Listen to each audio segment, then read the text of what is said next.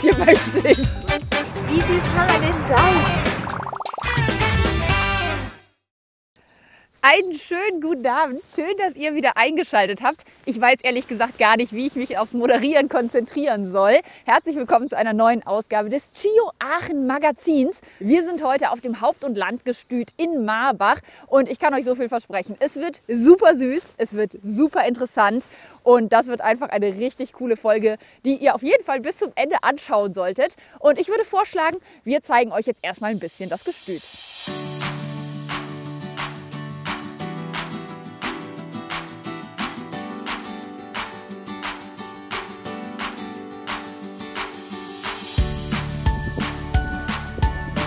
Wie süß kann man denn sein? Hallo kleines Babypferd. Das gefällt. Hallo ihr Süßnasen. Na?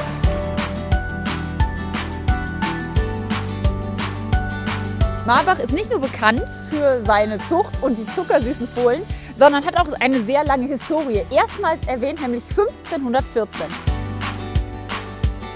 Insgesamt gibt es 9 Landgestüte. Aachen befindet sich irgendwo da und wir sind jetzt hier unten im Haupt- und Landgestüt Marbach.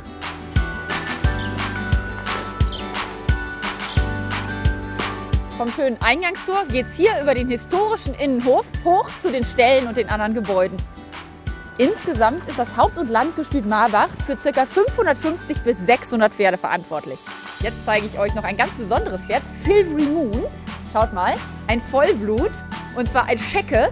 Und das sieht man wirklich absolut nicht oft und ihn kann man tatsächlich im Deckeinsatz für alle Rassen einsetzen.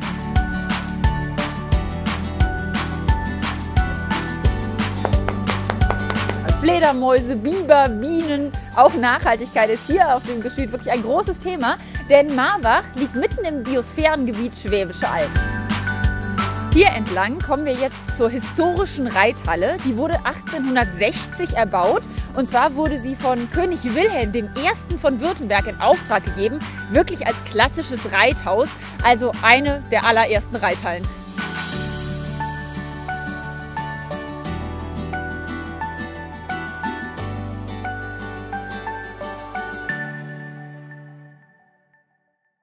Also eigentlich könnte ich ja einfach den kompletten Tag hier verbringen und den ganzen Tag Fohlen kuscheln, weil von Fohlen bekommt man einfach irgendwie nicht genug.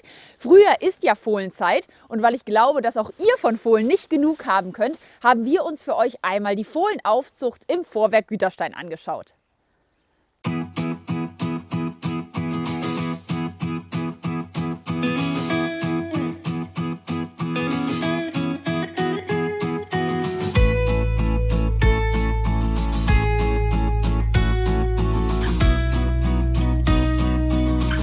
Die Jungpferde, die sind auch sehr aufgeschlossen, sehr neugierig. Unsere Pferde sind sehr menschenbezogen, weil wir betreiben einen relativ großen Aufwand in dem ersten Jahr. Da können wir die Jahre drauf dann profitieren davon. Die Pferde werden bei uns in großen Gruppen gehalten, einfach um den Sozialverband der Pferde zu gewährleisten. Ein Pferd ist ein Herrentier und die gehören in der Gruppe aufgezogen.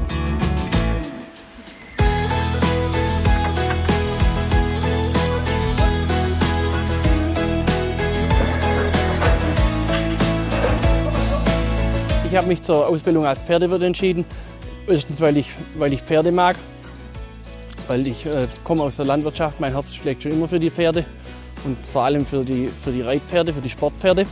Und das mit der Fohlenaufzucht, das hat sich so ergeben, es macht einfach Spaß, jeden Tag mit den Pferden umzugehen und denen beim Aufwachsen zuzusehen und zu sehen, wie sich die entwickeln. Wie aus so einem kleinen Fohlen nachher ein tolles Sportpferd werden kann.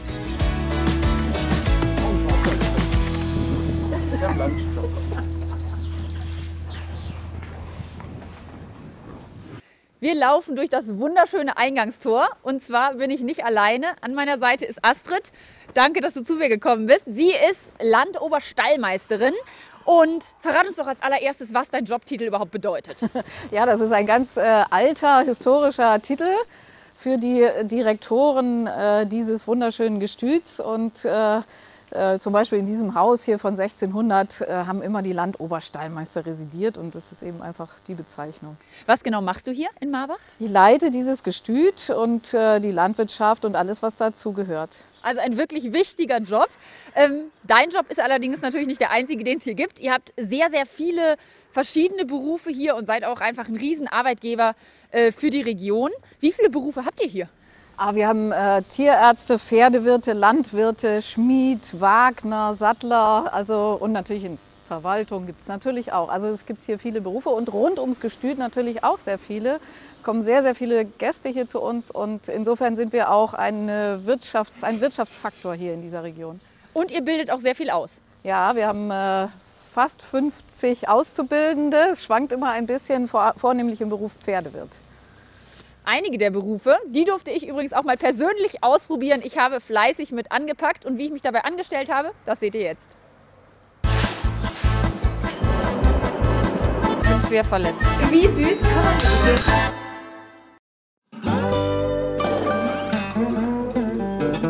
Wir sind jetzt hier im oberen Laufstall. Ihr entdeckt vielleicht auch schon das ein oder andere süße Fohlen. Und ich bin an der Seite von Klaus Niethammer. Er ist Stutmeister und sagt mir, wie ich mit anpacken darf. Wir tun jetzt als erstes die alle Stuten anbinden und dann kriegen sie ihr Futter.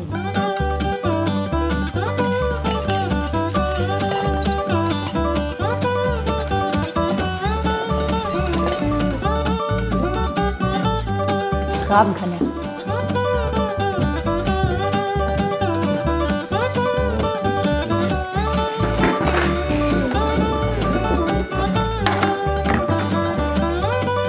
Du bist aber ein Frechdachs, hör mal. Scheint zu schmecken.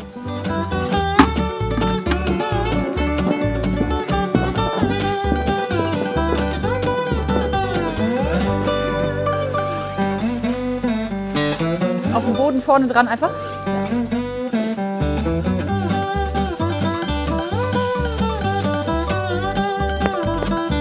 Zwei Süßnasen, guckt mal. Nicht streiten, ne?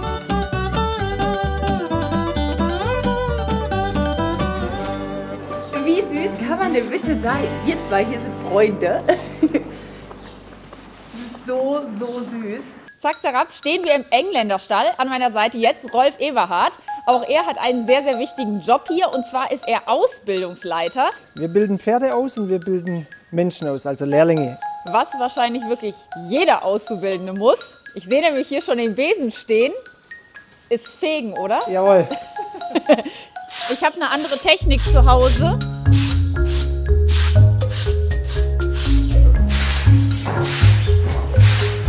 Machst du das vernünftig? Ja, sieht gut aus.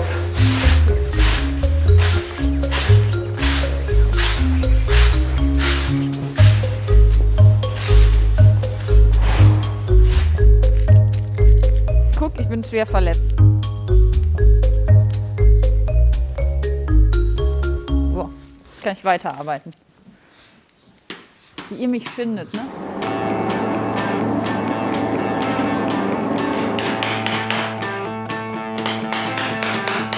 Wir sind in der Schmiede angekommen und hier steht auch schon ein wunderschönes Exemplar. Sorry Michael, ich meine in dem Fall nicht dich. Das ist Michael Krehl, er ist der Chef der Schmiede. Ich meine dieses schöne Exemplar, ein Schwarzwälder Kaltblut. Und er bekommt jetzt neue Eisen und ich werde Michael ein bisschen zur Hand gehen, wenn er mich lässt. Okay. Da packe ich definitiv lieber nicht an, weil das sollte wirklich nur ein Profi machen.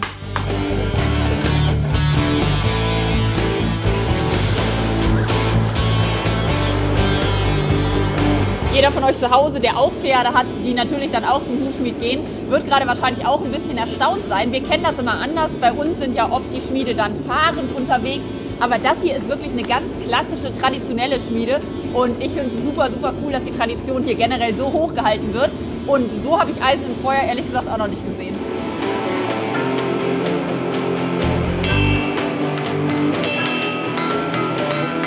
Das Eisen bleibt ja noch einen Moment, heißt, dass ich dir noch eine Frage stellen kann, die sich vielleicht unsere Zuschauer auch stellen.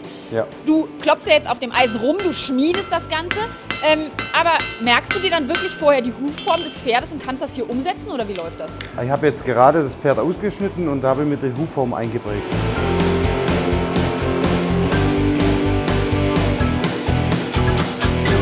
Am Pferd will ich natürlich nichts kaputt machen. Boah, ich hoffe, ich hau dir jetzt nicht auf den Daumen, ne?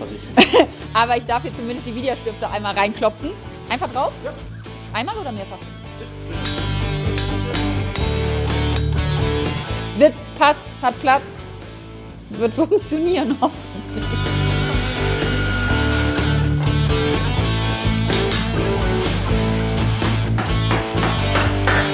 Wir sind fertig. Er hat wieder schicke Schuhe an. Wie lange brauchst du im Schnitt für ein Pferd? Das ist so circa 1 Stunde. Vielen Dank. Hat mir auf jeden Fall sehr viel Spaß gemacht. Ich glaube, ich kuschel jetzt noch ganz kurz mit dem jungen Mann und dann husche ich weiter zur nächsten Station. Bitte. Oder wisst ihr was? Ich nehme den einfach direkt mit. Komm, Schätzelein.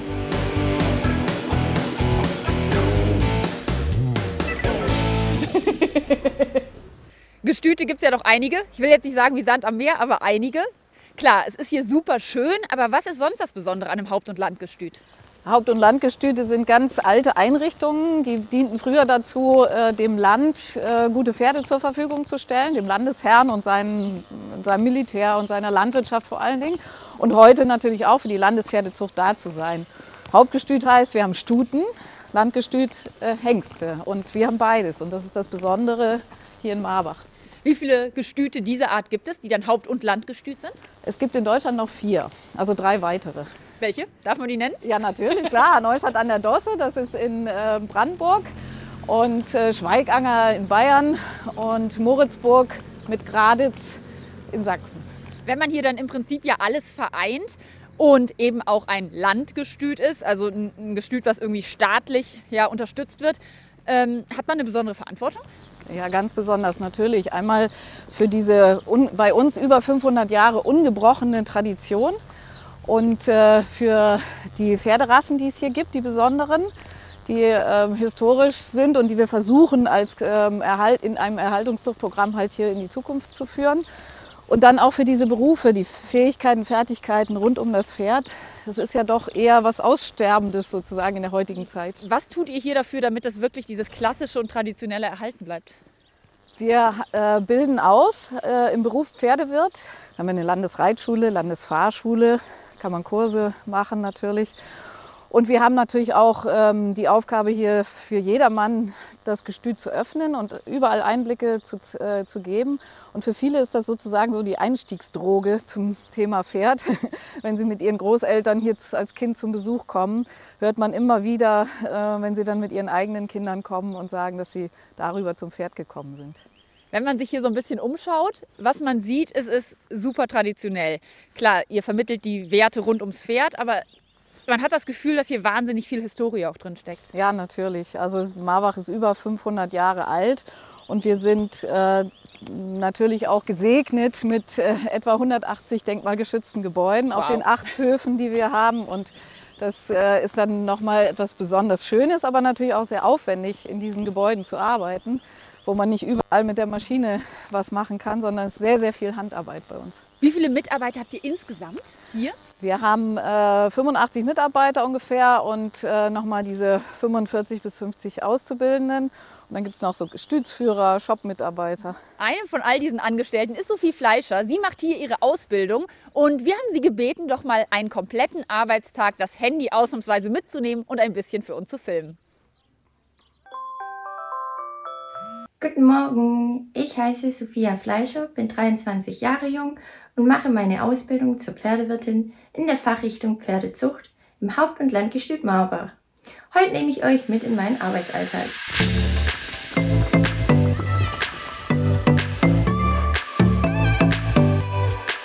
Wir haben es jetzt 7:30, heißt für uns Arbeitsbeginn und ich nehme euch jetzt mal direkt mit zu den Fohlen. Auf dem Vorwerkhau befinden sich 100 Jährlingshengste. Die Fohlen stehen immer paarweise an ihrem Platz. Dabei wird darauf geachtet, dass sie ungefähr gleich groß sind, damit sie die gleiche Futtermenge bekommen.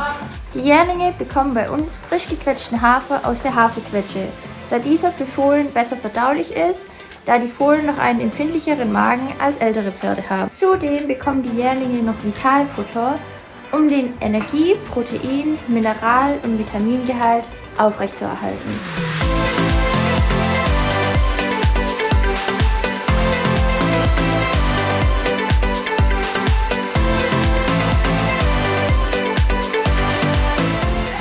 Die Jährlingshengste werden bei uns zweimal am Tag angebunden, um ihr Kraftfutter zu fressen. So fressen sie nicht eine große Menge auf einmal und zudem lernen die Pferde das Vertrauen zum Menschen und werden an ihren Platz geführt.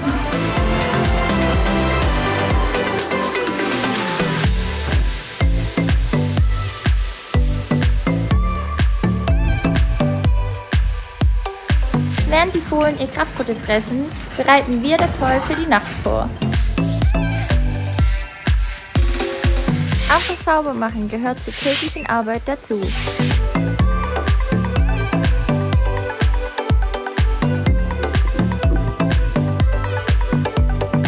Während die erste Gruppe schon im Laufzirkel ist, um sich die Füße zu vertreten, darf die andere Gruppe noch die Zeit im Laufstall verbringen und ihre zweite Mahlzeit Heu zu sich nehmen. Kurz vor der Mittagspause dürfen die zweijährigen Hengste wieder vom Laufzirkel in ihren Laufstall zurück, damit auch die andere Gruppe in den Laufzirkel kann.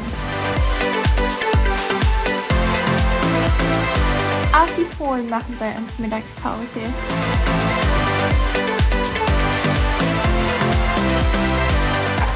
So, wir haben jetzt Punkt 13 Uhr, heißt die Mittagspause ist vorbei. Und jetzt werden die zweijährigen Hengste angebunden und bekommen ihr Kraftfutter. Im Gegensatz zu den Einjährigen bekommen die Zweijährigen jetzt ganzen Hafer. Auch das Putzen gehört zur täglichen Arbeit dazu, um die Fohlen schon früh an das Putzen zu gewöhnen. Und da kommt auch schon die nächste Gruppe von den zweijährigen Hengsten, um in den Laufzirkel zu gehen.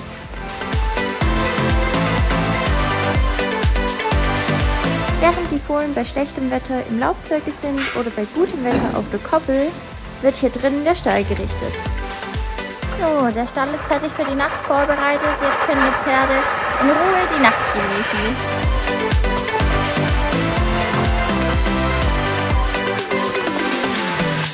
So, Licht aus und Türe zu.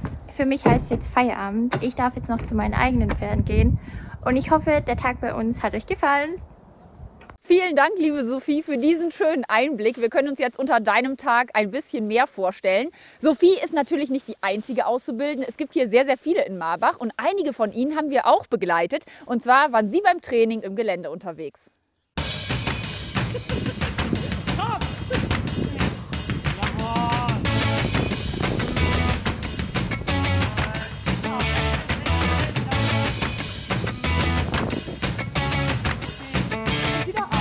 Also ich hatte ja eben ein etwas älteres Schulpferd mit dabei, auch um selber einfach routinierter in der ganzen Sache zu werden, was das Geländereiten betrifft.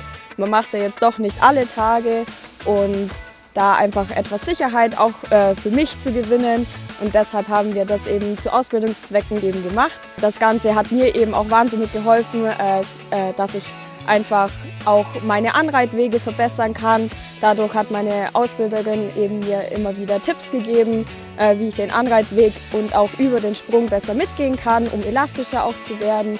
Und das Ganze hat einfach super gute Übungszwecke für mich als Auszubildende.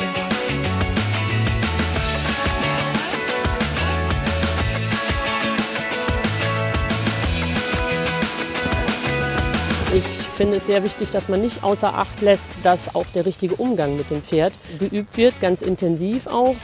Das darf nicht in den Hintergrund gestellt werden, denn das ist selbstverständlich auch ein Punkt, wo es an die Unfallverhütung geht, an die Souveränität, an das harmonische Miteinander mit dem Partnerpferd und nicht nur das Draufsetzen und Losreiten, sondern eben auch die Bedürfnisse des Pferdes zu kennen, was alles passieren kann, gerade in so einer Situation draußen im Gelände. Und deswegen finde ich das ganz, ganz wichtig, dass das auch hier in der Reitschule, den jungen Reitern, die in die Schülerlehrgänge kommen oder auch den Reitern, die das nur freizeitmäßig betreiben und nicht als Leistungssport, dass denen immer wieder viel Input mitgegeben wird, nicht nur auf dem Pferd, sondern auch um das Pferd drumherum.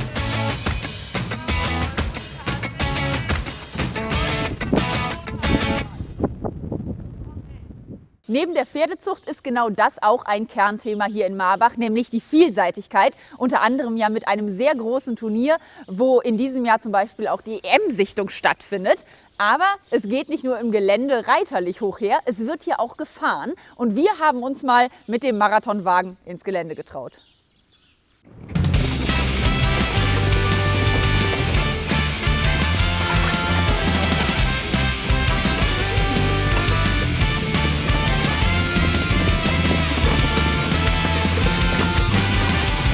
Das rechte ist ein 5-jähriges Pferd oder wird jetzt 5-jährig. Ja.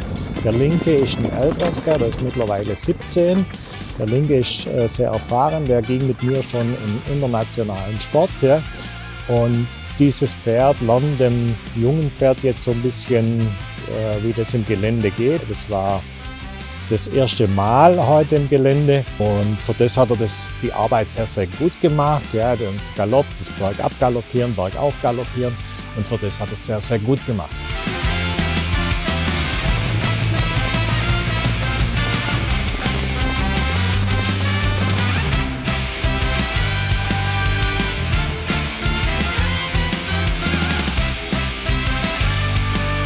Vielleicht sehen wir das Pferd auch dann mal irgendwann im großen Sport.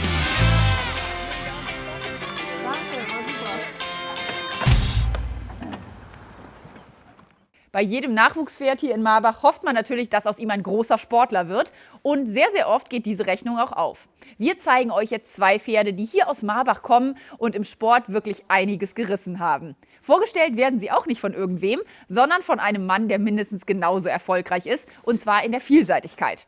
Er war gleichzeitig Europameister, Weltmeister und Olympiasieger. Die Rede ist von Michael Jung.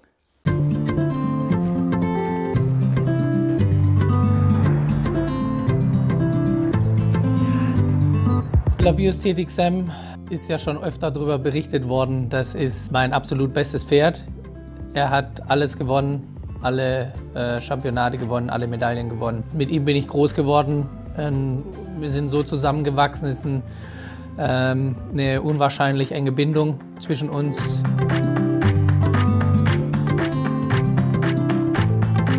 Er ist ein ganz lieber Kerl, sehr sensibel, ein bisschen menschenscheu, ein bisschen speziell. Wenn es darum geht, ist er ganz schnell auf 180 und ist nicht mehr zu bremsen.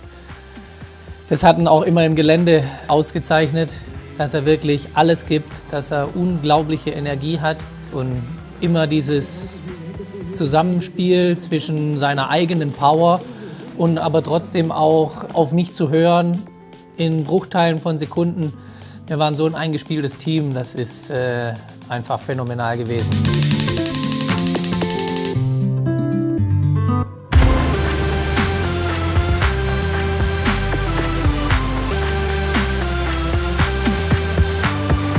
Die Cherokana ist eine ganz feine, sensible Stute, die unglaublich viel Herz hat, die eigentlich viel mehr geleistet hat, wie sie eigentlich so nach außen hin darstellt. Auch gerade einfach von der Bewegung und vom Sprungvermögen her. Aber sie hat auch so eine, ähnlich wie beim La Biosthetique Sam, eine unwahrscheinliche Einstellung und eine Verbindung zu mir, die, glaube ich, mit mir durchs Feuer gehen würde.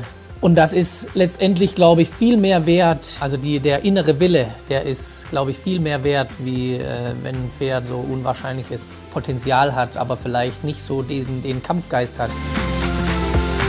Ganz toll zu reiten, unwahrscheinlich konzentriert und dann nachher, wenn sie wirklich vorbereitet ist, dann geht plötzlich alles so einfach.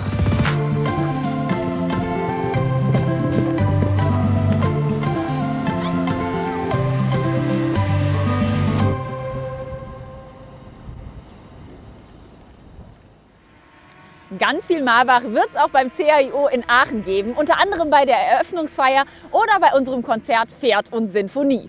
Einen kleinen Vorgeschmack, den gibt es aber jetzt schon. Vorhang auf für die Rasseschau mit 4 Gespannen der Landesfahrschule.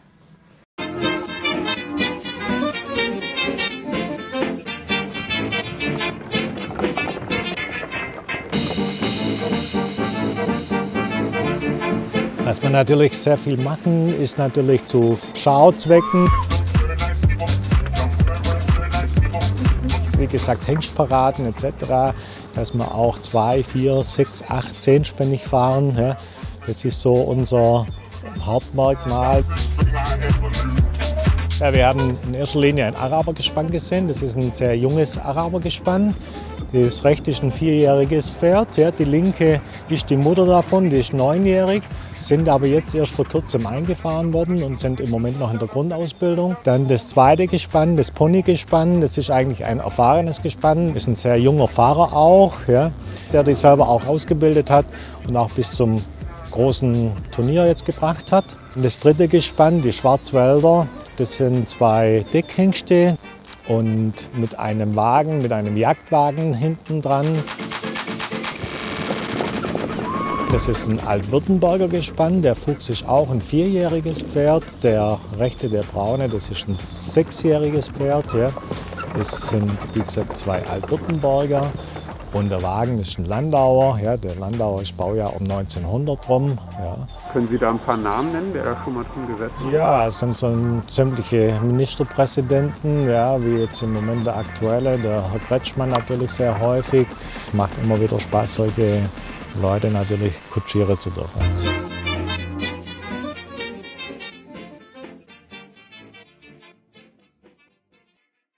Ich habe euch das ja direkt gesagt, ich werde meinen halben Tag einfach bei den Fohlen verbringen. Wir sind jetzt wieder bei den Warmblutzoten. Bitte? Hallo Mäuschen. Darf ich dich mal kratzen? Das Thema Zucht ist hier natürlich omnipräsent, überall. Es gibt aber ja auch viele Hobbyzüchter. Kann man das überhaupt sagen? Hat man da 2, 3 Tipps, die man mitgeben kann? Ganz, ganz wichtig ist natürlich die Stute. Denn mit der Stute züchtet man als Züchter bei sich zu Hause meistens oder in einem Stall, wo man mehrere Stuten hat. Das ist natürlich optimal. Und dann sollte man natürlich, wenn man diesen Aufwand betreibt, eine gute Stute haben und sich auch genau überlegen, was man eigentlich züchten möchte. Möchte ich für den Markt züchten, dann nehme ich sicherlich einen anderen Hengst als jetzt zum Beispiel, wenn ich nur für mich, was heißt nur, wenn ich für mich selber ein schönes Pferd züchten möchte. Das ist also die Wahl der Stute und die Wahl des Hengstes. Und dann sollte man sich natürlich genau überlegen, ob man das wirklich macht. Man hat eine riesengroße Verantwortung. Man setzt ein neues Leben in die Welt sozusagen. Und da muss man sich schon auch einen Plan machen, was passiert dann mit dem Fohlen. Wo geht es hin in die Aufzucht? Habe ich überhaupt die Möglichkeiten, mehrere Pferde zu halten? Habe ich eine gute Beratung vielleicht oder einen Zuchtverein. Es gibt viele Zuchtvereine, da sind mehrere Züchter zusammen, die sich dann austauschen können. Es reden alle ja immer über den Hengst, den Hengst, den Hengst. Ja, genau. Aber die Stute ist ja mindestens genauso wichtig. Es gibt da ja auch neue Studien, beziehungsweise wurde das Thema viel diskutiert, dass die Stute fast noch wichtiger ist als der Hengst. Ja, so ist es. Es gibt da noch eine besondere Vererbungskraft der Stute, sodass sie eigentlich wichtiger ist. Und man sagt ja auch immer, man soll auf die Stämme achten und viele, viele ältere Züchter sind da ja sehr auch drauf fixiert und es ist fast egal, welchen Hengst man nimmt. Und deswegen legen wir da auch sehr großen Wert drauf, auf unsere Stämme. Die können wir teilweise bis in die zweite Hälfte des 19. Jahrhunderts zurückverfolgen. Wenn man aber ganz ehrlich ist, es gibt ja eben auch den Hobbyzüchter, der das vielleicht wirklich im kleinsten Rahmen macht und einfach seine alte Stute hat, wo er sagt, ich hätte gerne noch mal einen Fohlen. Dann hat man die Stute, das ist die Stute, die zur Verfügung steht. Wie sucht man da denn den optimalen Hengst aus? Man muss sich erstmal selber darüber im Klaren sein, was man gerne möchte. Und sowas hier möchte ich. Genau, das ist jetzt zum Beispiel eine Anpaarung in Richtung Springen. Wenn man selber für den Spitzensport Springen züchten möchte, dann ist das natürlich eine tolle Sache. Aber ich finde, da gehören auch noch viele, viele andere Eigenschaften dazu, wie vor allen Dingen Gesundheit. Man hat, wie gesagt, eine große Verantwortung und dann sollen da auch gesunde Fohlen rauskommen, die dann auch möglichst brav sind. Und ich finde, sie müssen auch eine gewisse Ausstrahlung haben, denn wenn ich sie dann jeden Tag selber angucken muss, dann müssen sie auch schön sein, finde ich. Und das sind ja viele Dinge, die man da beachten muss gleichzeitig. Ich habe noch sehr viele Fragen, die ich loswerden möchte, muss aber zugeben, dass ich gerade ein bisschen abgelenkt bin und diese Moderation deshalb jetzt mal kurz unterbrechen muss.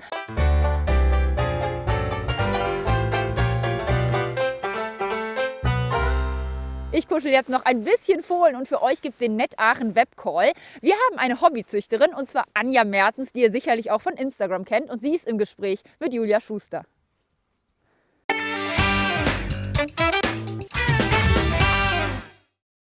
Ich habe jetzt direkt am Anfang mal einer deiner absoluten Lieblingsfragen an dich.